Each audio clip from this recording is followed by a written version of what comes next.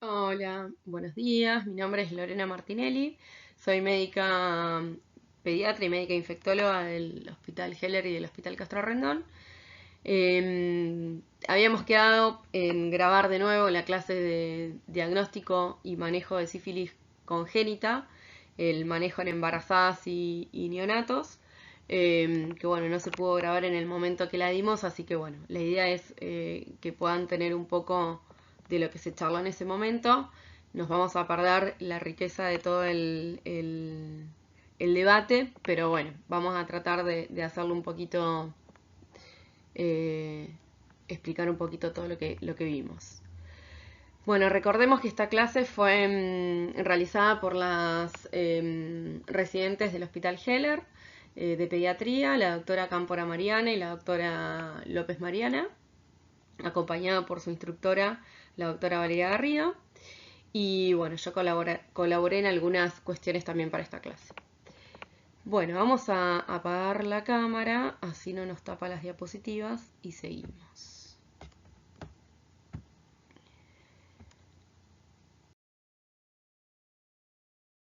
Bueno, vamos a hablar un poquito de cuáles son los objetivos de esta clase, que es conocer la definición de sífilis congénita y sus clasificaciones, recordar cuáles son las vías de transmisión y la prevención de sífilis, conocer la epidemiología en nuestro medio, conocer los métodos diagnósticos que tenemos disponibles y cuál sería el abordaje y el seguimiento en los neonatos. Como introducción, la sífilis es una enfermedad de transmisión sexual causada por la infección de una bacteria que se llama Treponema pallidum, y la sífilis congénita se da cuando en la embarazada se produce una infección multisistémica que es transmitida a través de la placenta hacia el feto, y también puede ocurrir por contacto directo con lesiones en el momento del parto a través del canal del parto. Esto es similar a lo que ocurre en otras infecciones congénitas, donde el organismo puede ir por vía hematógena o por contacto directo con las lesiones. La magnitud del daño al feto va a depender de la etapa del desarrollo en el que se produce la infección, o sea, de qué momento, el momento del embarazo estamos. Si es un embarazo que es pequeño, temprano, de pocas semanas, vamos a tener lesiones que son más graves y podemos tener también abortos espontáneos. Y cuando ocurre en un tiempo más tardío, en el segundo o tercer trimestre del embarazo, donde el feto ya se ha desarrollado, las lesiones van a ser menos graves. También hay que tener en cuenta el momento en el que se produce la infección en la mamá. No es lo mismo una mamá con una sífilis primaria que una mamá con una enfermedad latente tardía, ¿sí? En el caso de sífilis primaria o secundaria, el riesgo de transmisión es del 60 al 90%, con enfermedad latente temprana es de un 40% y enfermedad latente tardía menos del 10%.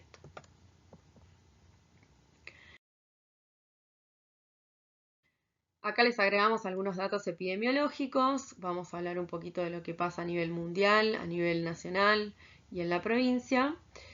Según la Organización Mundial de la Salud, en el 2022, 8 millones de adultos entre 15 y 49 años contrajeron sífilis, 700.000 casos de sífilis congénita en el mundo, 150.000 muertes fetales y 70.000 muertes neonatales. Hubo 55.000 partos prematuros y o de bajo peso al nacer, 115.000 casos con diagnóstico clínico de sífilis congénita del lactante. Con respecto a lo que pasó en Estados Unidos, hay un reporte del CDC que muestra que entre el 2012 y el 2022 hubo un aumento exponencial de casos, donde se multiplicó por 10 la notificación de estas sífilis congénitas. Solo en el 2022 hubo más de 3.700 casos notificados.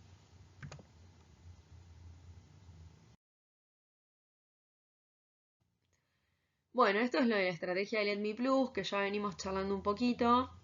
El EDMI Plus surge en el 2010, donde los Estados miembros de la Organización Panamericana de la Salud asumen el compromiso de generar acciones para la eliminación de la transmisión materno-infantil en infecciones por HIV y por sífilis en la región.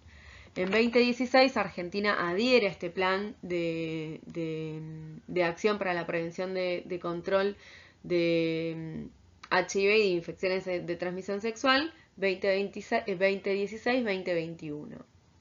Posteriormente, el EDMI Plus, o sea, el EDMI se convirtió en EDMI Plus y amplió y actualizó la estrategia de eliminación de transmisión materno-infantil con propuestas de diagnóstico y tratamiento para HIV, sífilis congénita, hepatitis B y Chagas. La tasa de transmisión de madre e hijo a nivel regional de la sífilis congénita es de 2 por cada 100.000 nacidos vivos. Y la meta que tenemos es de 0,5 por cada 100.000 nacidos vivos. En Argentina hemos progresado en la respuesta, pero todavía se necesita una acción que sea de manera continua para poder llegar a los objetivos marcados. La tasa de positividad de sífilis en gestantes ha aumentado en los últimos 10 años del 2,5% al 5,5% en el 2020, con una tasa de sífilis congénita para este año de 1,14 por cada 100.000 nacidos vivos, que es casi 3 veces lo que se espera como meta. Así que bueno, hemos podido o se espera poder disminuir la tasa, pero todavía estamos lejos de las metas propuestas. Por eso también es importante la notificación. Los objetivos con respecto a HIV y sífilis del EDMI Plus que figuran en el boletín o en la norma del 2024 es aumentar un 95% o más la cobertura de tamizaje para HIV y para sífilis en las mujeres embarazadas y aumentar 95% o más la cobertura de tratamiento adecuado en estas mujeres embarazadas.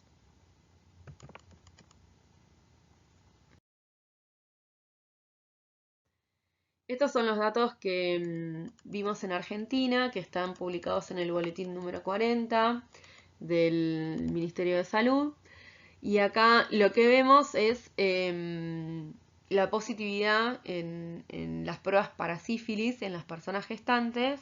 Y vemos que en el 2015 teníamos un 2,3%, en el 2021 un 5,8% y en el 2022 más o menos similar, 5,6%. Hay que tener en cuenta que en el periodo post pandemia hubo un cambio en la forma de notificación y bueno, siempre que hay cambios en la forma de notificar, más allá de que las notificaciones son pocas, y esto es una responsabilidad nuestra de los profesionales que no hacemos las notificaciones muchas veces, es importante saber que en este traspaso de forma de notificación, algunos se han escapado y por eso se cree que hay un descenso del número de notificaciones. Estas son la positividad en las gestantes.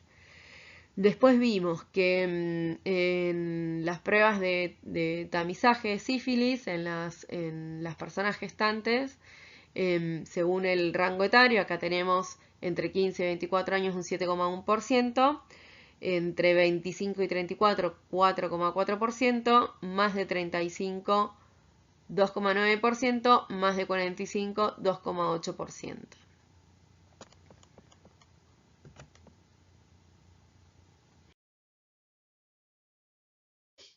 Con respecto a la epidemiología en Neuquén, estos son datos que nos aportó la doctora Moya, Luciana Moya, que es la jefa de programa provincial de HIV y ITS.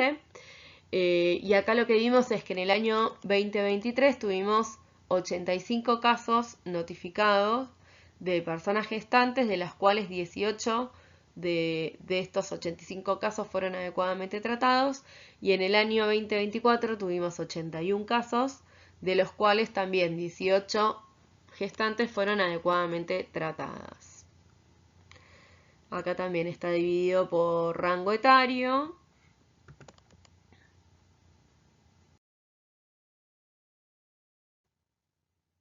Y con respecto a los casos notificados de sífilis congénita, en el año 2023 tuvimos 22 casos y en el año 2024 tuvimos 20 casos. Hay que recordar que es importante notificar a todos los pacientes, ¿sí? Más allá de que la madre haya sido adecuadamente tratada, a estos chicos que nosotros vamos a seguir en el tiempo los tenemos que notificar igual, porque el seguimiento lo hacemos justamente para poder pesquisar si en algún momento pica esa BRL y podemos hacer diagnóstico de sífilis congénita. Lo que vimos es que en el año 2023, 5 pacientes recibieron, de estos 22 casos, 5 pacientes recibieron penicilina benzatínica como dosis intramuscular. 9 pacientes recibieron tratamiento como sífilis congénita endovenosa con penicilina gesódica. Y 7 pacientes no tenían completo la notificación, entonces no se pudo saber si recibieron tratamiento o no recibieron tratamiento. Es importante esto porque tenemos que poder registrar los datos de manera adecuada, o sea, completar todo lo que se nos pide. En el año 2024, 14 pacientes recibieron tratamiento con penicilina intramuscular, que después vamos a ver cuál es la diferencia entre el intramuscular y cuando hacemos tratamiento endovenoso por 10 días. 4 recibieron penicilina gesódica endovenosa y 2 pacientes estuvieron en blanco.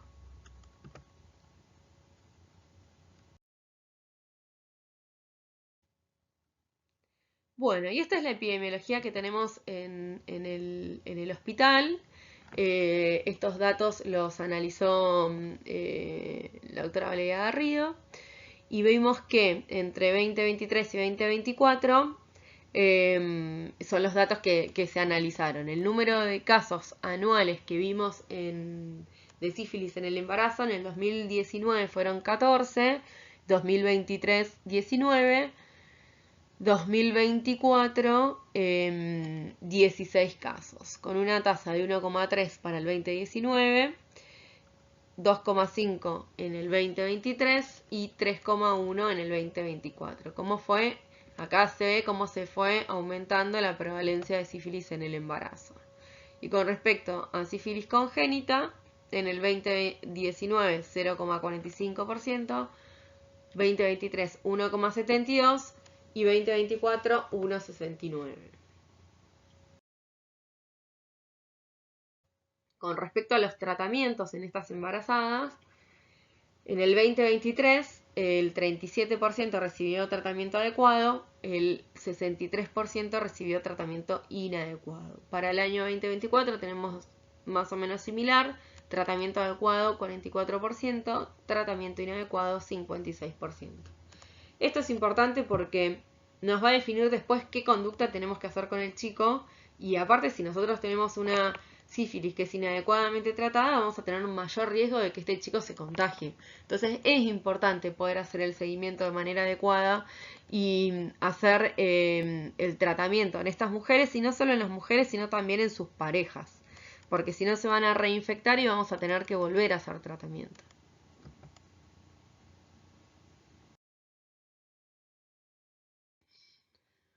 Bueno, acá tenemos la clasificación de sífilis congénita. Hay que recordar que la mayoría de los recién nacidos van a estar asintomáticos.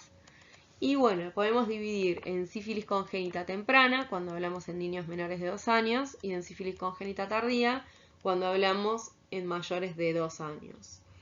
En la sífilis congénita temprana vamos a ver que hay una infección activa con diseminación hematógena de la espiroqueta, que está asociado también a procesos inflamatorios y generalmente los síntomas aparecen entre las primeras 2 a 8 semanas de vida, o sea, entre el nacimiento y los 3 meses. Y estas lesiones aparecen como resultado de la infección activa y vamos a poder ver en el neonato lesiones en distintas partes de su organismo y podemos encontrar hepatoesplenomegalia, linfadenopatía, lesiones cutáneas y lesiones en mucosas, osteocondritis, pseudoparálisis, edemas, exantema, Podemos ver descamación de la piel, podemos ver alteraciones en el laboratorio como anemia hemolítica, trombocitopenia, alteración del hepatograma. ¿Sí? Esas son las cosas que podemos encontrar en la sífilis congénita temprana. Con respecto a la sífilis congénita tardía, se ve en mayores de 2 años y son las cicatrices que quedan por lesiones que ocurrieron inicialmente y también producto de la inflamación persistente y continua. Podemos encontrar lesiones y se puede afectar el sistema nervioso central, podemos tener lesiones a nivel óseo, en articulaciones, alteraciones en las piezas dentarias, alteraciones a nivel ocular, en la piel. Y bueno, puede que estas lesiones no se vean al inicio, puede que no se vean dentro de los primeros años de vida, por eso es importante hacer el seguimiento clínico también de estos chicos y si aparece algo que nos llama la atención, poder hacer el estudio correspondiente. Acá les pusimos algunas fotitos para hablar de esto, las lesiones que podemos encontrar. Bueno, ahí está escrito más o menos lo mismo que les dije recién. Bueno, y hay que tener en cuenta que estas lesiones son altamente contagiosas.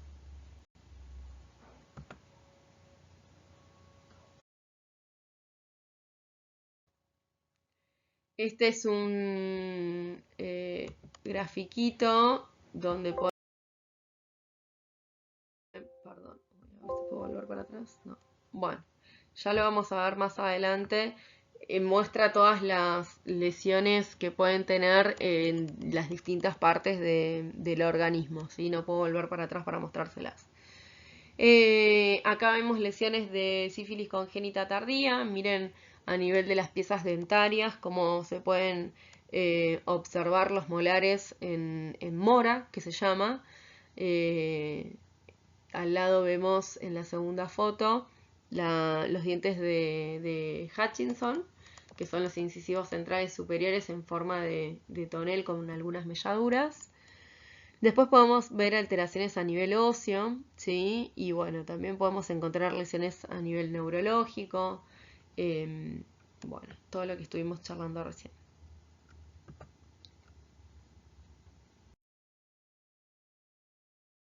Acá también vemos las cicatrices lineales que se pueden ver alrededor de la boca.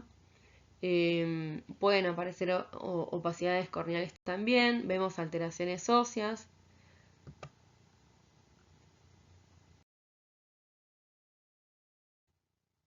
Y llegamos a la forma, cuáles son los métodos diagnósticos que tenemos para poder hacer diagnóstico de sífilis en el embarazo o diagnóstico de sífilis en cualquier persona.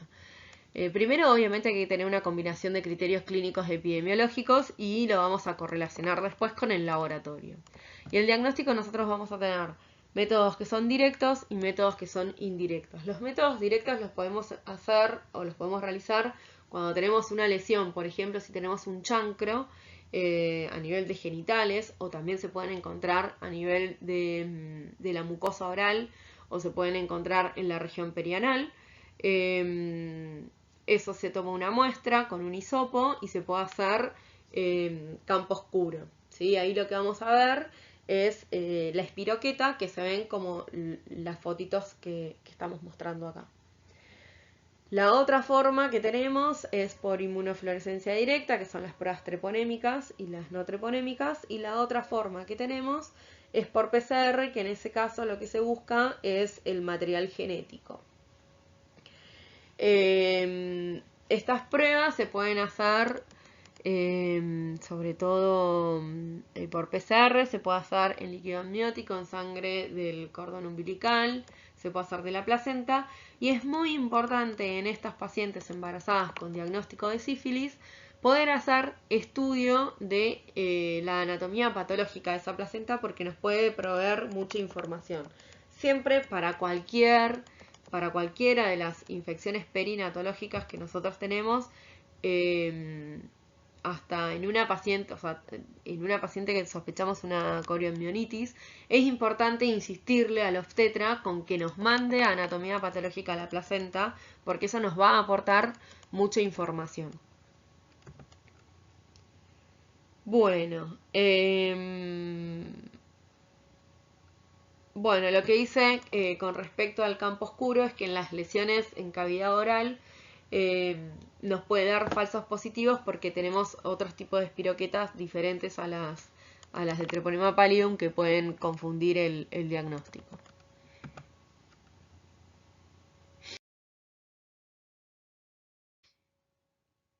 Con respecto a los métodos indirectos, las serologías, tenemos las pruebas no treponémicas y las treponémicas. Dentro de las treponémicas, la que utilizamos nosotros es la BDRL. Y dentro de las pruebas no treponémicas tenemos la TPPA, que es la que mayormente utilizamos acá, que es la prueba de aglutinación de partículas para Treponema pallidum. Y la otra que van a escuchar mucho es la FTAPS, que es la prueba de anticuerpos treponémicos fluorescentes absorbidos. Bueno, y después hay otras más que son las que menos utilizamos nosotros acá. También tenemos que saber que existen test rápidos, ¿sí? Los test dúo, que lo que hacen es una prueba treponémica, utiliza la TPPA y busca también anticuerpos para HIV. Tiene una especificidad para el HIV del 100% y una sensibilidad del 90%, y la especificidad y sensibilidad de la prueba treponémica, de la TPPA, de este test rápido es del 96%. ¿Por qué les digo esto? Porque muchas veces nos pasa, en algunos lugares usan el diagnóstico indirecto, nosotros generalmente usamos o buscamos a partir de la BDRL. Le pedimos la BDRL a un paciente, si nos da positivo se hace la prueba treponémica. En otros lugares, y cuando se usan estos test rápidos, que tenemos disponibles en la provincia también, se hace esta prueba treponémica primero, y que esté la prueba treponémica positiva no quiere decir que tengamos una sífilis activa en ese momento. Recuerden que la prueba treponémica queda positiva de por vida, ¿sí? Y la BDRL es la que nos va a ir marcando la infección activa y es la que se usa también para seguimiento, donde nosotros tenemos que ver un buen descenso de la BDRL.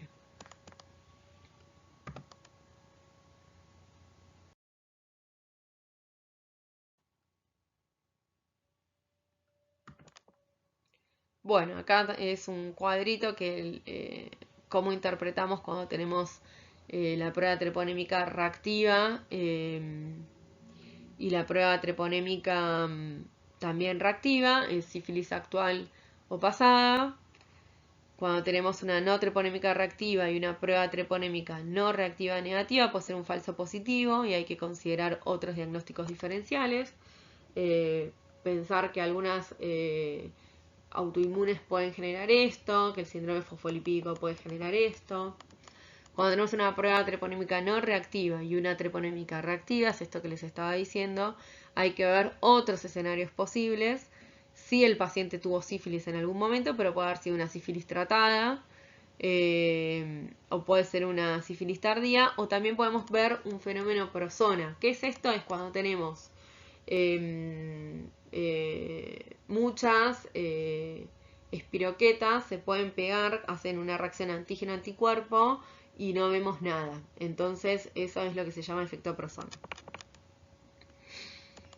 Y si tenemos las dos negativas, también tenemos que pensar que podemos estar en un periodo de ventana donde todavía no podamos ver la respuesta serológica.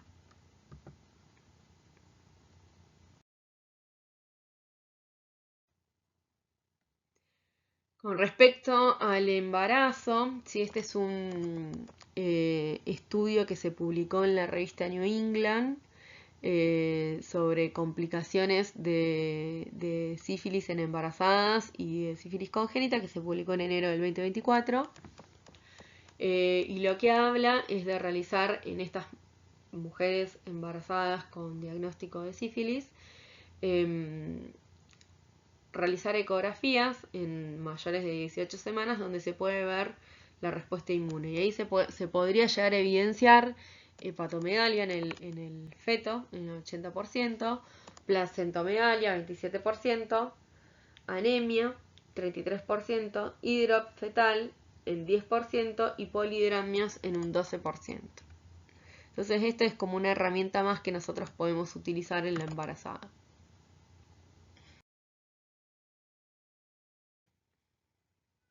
Bueno, y llegamos a la parte del diagnóstico. Este es el algoritmo del EDMI Plus, donde, bueno, lo que hicieron las chicas acá es desglosar todo el algoritmo para poder ir hablando de a poquito y ir viendo qué se hace en cada caso. Nosotros lo primero que tenemos que ver es qué pasa cuál es el escenario de la embarazada, si tiene una sífilis confirmada en el embarazo y si fue adecuadamente tratado o no. Y la otra cosa que vamos a ver es si el recién nacido es sintomático o asintomático. En una gestante adecuadamente tratada con un recién nacido asintomático, se hace un par serológico con prueba no treponémica a la gestante y al recién nacido, que tiene que ser en el mismo momento. Y bueno, en estos casos los pacientes no requieren tratamiento si se debe hacer seguimiento clínico y serológico y si se tiene que notificar.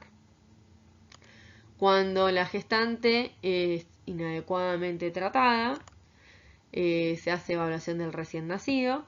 Si tenemos un recién nacido que es normal, podemos aplicar una sola dosis de penicilina benzatínica. Y si el examen físico, la evaluación del recién nacido es anormal, se inicia el tratamiento con penicilina G sódica 10 días. Y también se tiene que hacer en los dos casos seguimiento clínico y serológico. Con respecto a, bueno, esto es lo mismo, recién nacido asintomático y recién nacido con síntomas. Tenemos que recordar esto que dijimos antes, que puede que los síntomas no aparezcan porque van a depender del momento en que se generó la infección y del tratamiento que haya recibido esta mamá.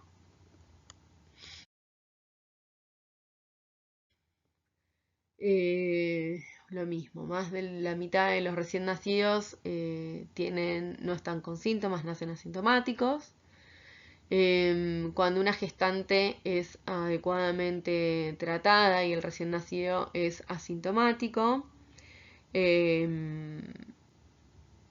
no requiere tratamiento. Tenemos que definir bien qué es gestante adecuadamente tratada, ¿sí? Cuando nosotros tenemos una sífilis primaria, secundaria o latente temprana, antes a todas las embarazadas, no importaba el estadio en el que estaba, se le dan 3 dosis de penicilina. Ahora se sabe por distintos estudios que hemos visto que cuando la embarazada tiene una sífilis primaria donde nosotros podemos constatar la lesión primaria, en ese caso con una sola dosis de penicilina benzatínica, 2.400.000 unidades, estaríamos bien. Cuando hablamos de una sífilis que no sabemos la duración, que el paciente no tiene ningún tipo de lesión como para nosotros poder establecer cuándo sucedió esto, y nos encontramos en un escenario, por ejemplo, que es una latente tardía o una terciaria, en esos casos hay que darle 3 dosis de penicilina benzatínica, 2.400.000 unidades intramuscular, que siempre tiene que ser a intervalos de una semana entre cada dosis. Hay un rango de cuándo se puede, entre 7 y 9 días entre dosis es lo máximo que se puede aceptar.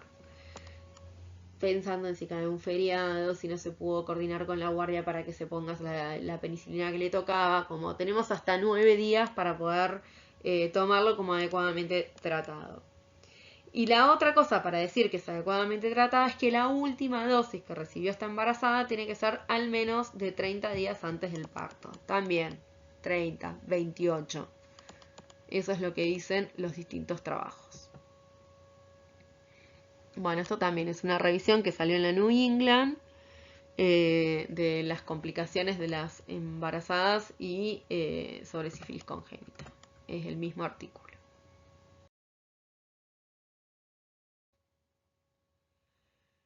Bueno, cuando tenemos una madre, siempre, en cualquiera de los dos casos vamos a hacer una prueba treponémica que va a ser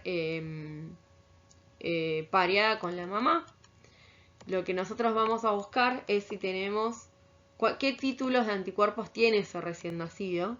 Si tenemos en una madre, o sea, si nos da que los títulos del recién nacido son iguales o menor a 4 títulos de la mamá, vamos a decir que este niño no se infectó. Igualmente le tenemos que hacer seguimiento clínico y serológico. Cuando la gestante está inadecuadamente tratada, al recién nacido, aparte de pedir la serología pareada, al recién nacido hay que hacerle laboratorio y una serie de estudios, y en ese caso se le pide el hemograma, el hepatograma, radiografía de huesos largos. Se puede, según qué es lo que presenta el niño, se hace la punción lumbar. Si tenemos una BRL con más de 4 títulos, hay que hacer búsqueda de neurosífilis también. Y en esos casos, bueno, cuando la mujer es inadecuadamente tratada, pero tenemos un examen físico normal, podemos aplicar una penicilina benzatínica al recién nacido. Y cuando tenemos un examen físico anormal, que creo que es la que sigue. Sí. Lo mismo, se hace todo el análisis del laboratorio que vimos recién, se tiene que hacer la punción lumbar, tenemos que pedir ecografía cerebral y abdominal, se hace un examen de orina y se hace tratamiento con penicilina G-sódica durante 10 días. Esto que vemos acá también es lo mismo del par serológico. En la evaluación anormal, ¿qué cosas podemos encontrar? Los títulos van a estar aumentados por 4, vamos a tener aumento de las transaminasas, vamos a tener alteraciones a nivel de la radiografía de los huesos largos, podemos ver anemia, plaquetopenia, podemos ver hepatomegalia, ¿sí? Son cosas que podemos encontrar en el recién nacido con sífilis congénita en una madre inadecuadamente tratada.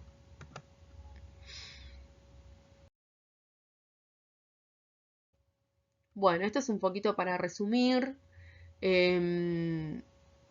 Las chicas lo sacaron de las guías de la SLIPE, que es la sociedad, las guías latinoamericanas de infecciones congénitas y perinatales, de la Sociedad Latinoamericana de Infectología Pediátrica.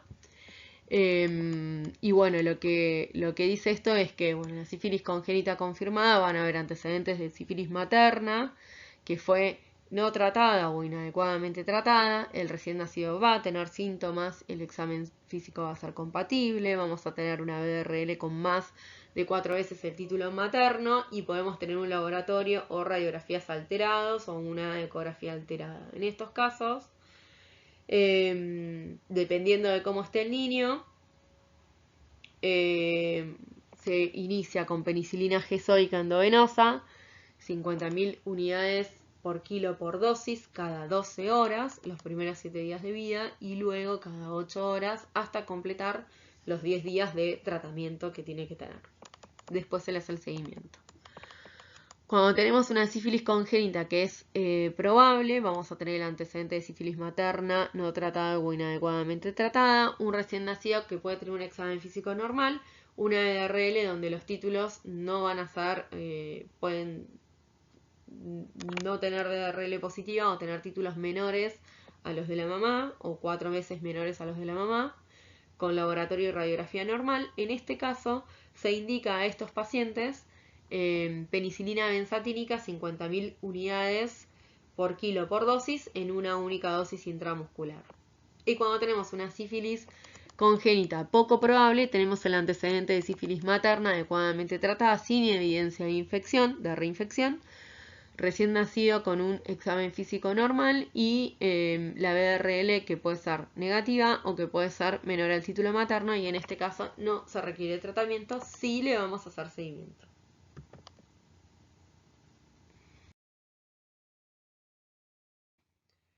Con respecto al seguimiento, se realiza seguimiento clínico mensual, evaluación oftalmológica, evaluación auditiva, que esto es importante.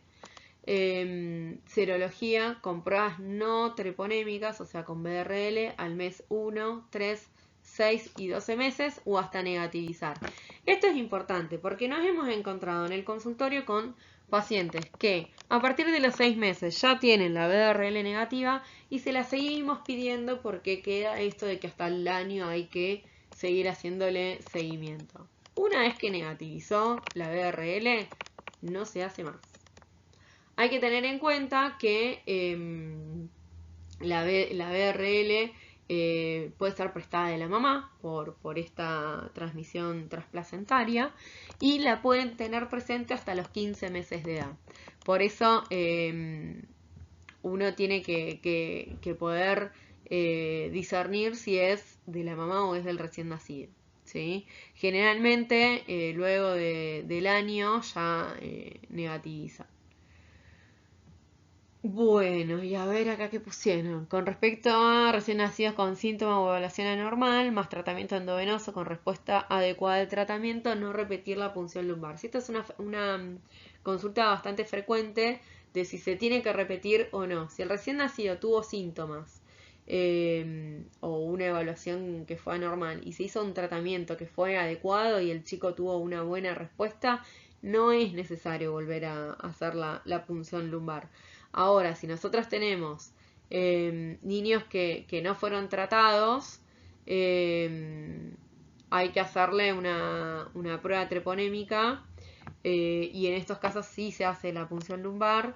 Y en los niños que no fueron, que sí fueron tratados, pero que después de los 12 meses siguen con una prueba treponémica reactiva, en esos casos también...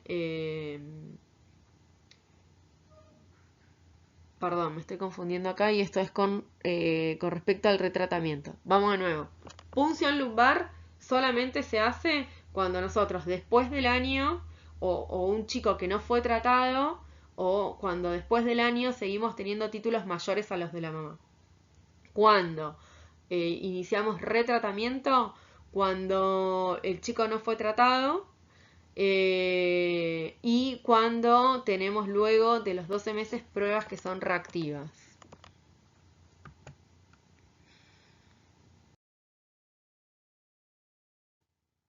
Bueno, con respecto a la prevención de la transmisión vertical, es importante la identificación y el tratamiento oportuno de todas las mujeres embarazadas para poder darle una atención prenatal universal. Y también es re importante poder hacer el seguimiento de sus parejas y la pesquisa y el tratamiento, ¿sí? Tanto para HIV como para sífilis.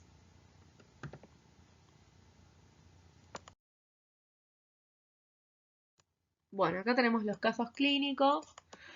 El primer caso clínico es bueno, esto va a ser un poco aburrido porque no tengo nadie que me responda, así que lo vamos a hacer un poquito rapidito como para que tengan algunos casos ahí para leer después en casa. El primer caso es un recién nacido de término con peso adecuado para la edad gestacional. Nació de 40 semanas, antecedentes maternos de hipertensión en el embarazo y de sífilis gestacional. Tiene serologías de febrero del 2024 con 32 DILs y una prueba treponémica positiva. Inicia tratamiento el 5 de mayo con 3 dosis de penicilina y las recibe el 15, el 22 y el 29 de mayo.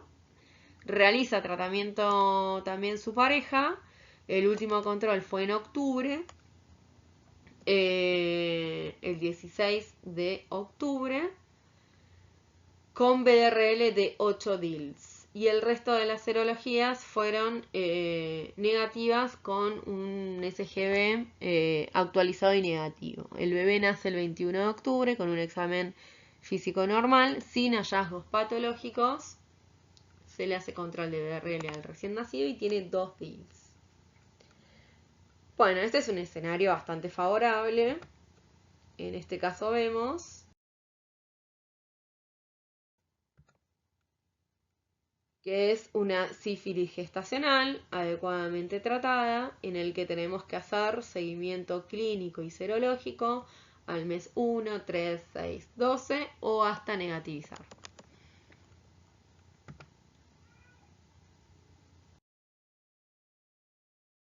El segundo caso clínico es un recién nacido de término, peso adecuado para la edad gestacional, de 38 o 3 semanas, madre de 28 años, gestas 3, abortos 1, cesárea 1, nacidos vivo 1, con diagnóstico de hipertensión en el embarazo, sífilis gestacional, que tuvo diagnóstico en septiembre, con BRL de 32 DILs, recibió 3 dosis de penicilina, el 3, 10 y 16 de octubre del 2024, se hizo un control posterior el 16 de octubre, donde los títulos descendieron a 8 DILs.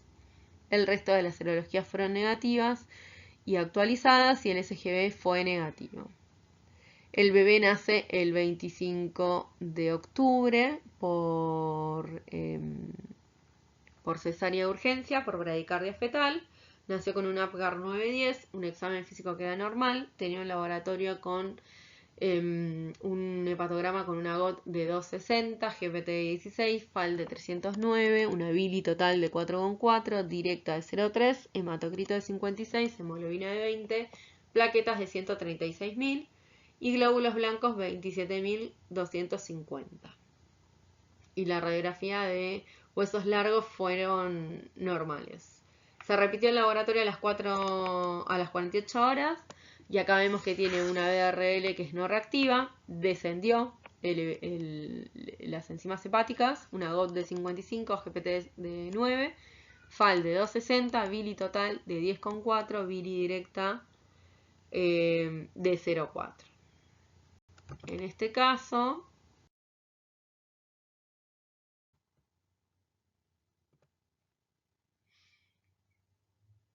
hacemos diagnóstico de una sífilis gestacional inadecuadamente tratada. ¿Por qué inadecuadamente tratada? Porque no cumple, si bien recibió las 3 dosis de penicilina y tuvo un buen descenso de la BRL, lo que vemos es que la última dosis que recibió la mamá no llega a tener un mes entre la última dosis y el nacimiento del recién nacido. Bueno, en este caso, por tener una BRL negativa, se indica una única dosis de penicilina benzatínica, 50.000 unidades internacionales por kilo, más seguimiento con BRL al mes, a los 3 meses, 6 y 12 meses hasta negativizar. Recuerden que a estos chicos también le hacemos la evaluación auditiva, le hacemos la evaluación oftalmológica, eso sí lo tenemos que hacer igual.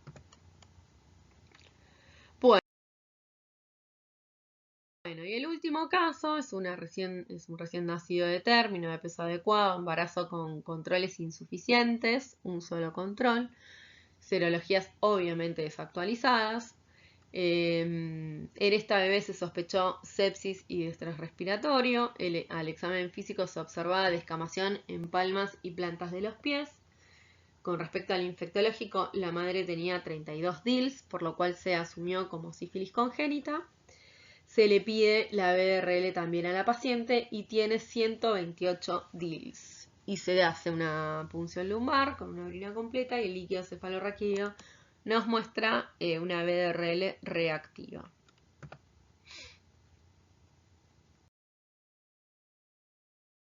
Bueno, este es el mismo grafiquito que habíamos visto antes, que las chicas lo pusieron porque, bueno, esta paciente presentó todas las cosas que puede hacer un recién nacido con sífilis congénita.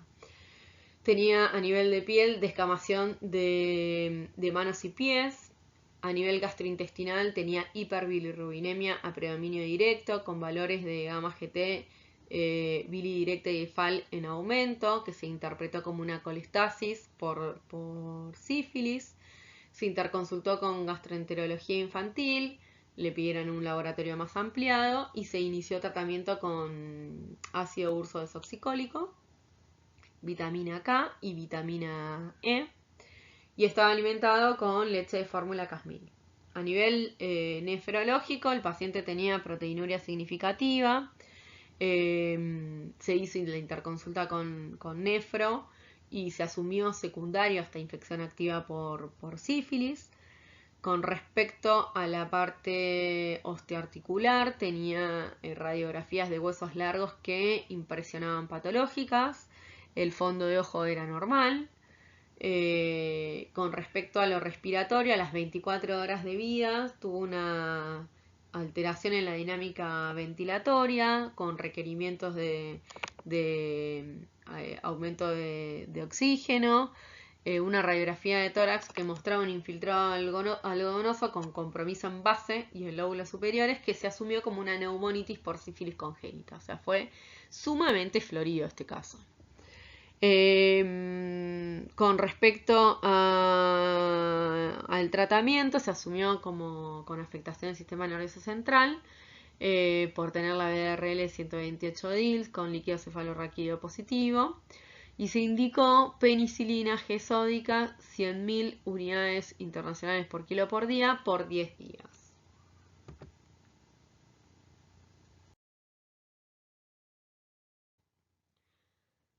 Bueno, esto es una imagen que está extraída de Let Me Plus, donde habla de cómo sería el abordaje ideal, un abordaje integral de la persona con capacidad de gestar y la persona gestante y su familia, donde es tan importante el cuidado pregestacional como el cuidado del embarazo y del parto, y obviamente posteriormente el cuidado de la madre y de los niños y niñas.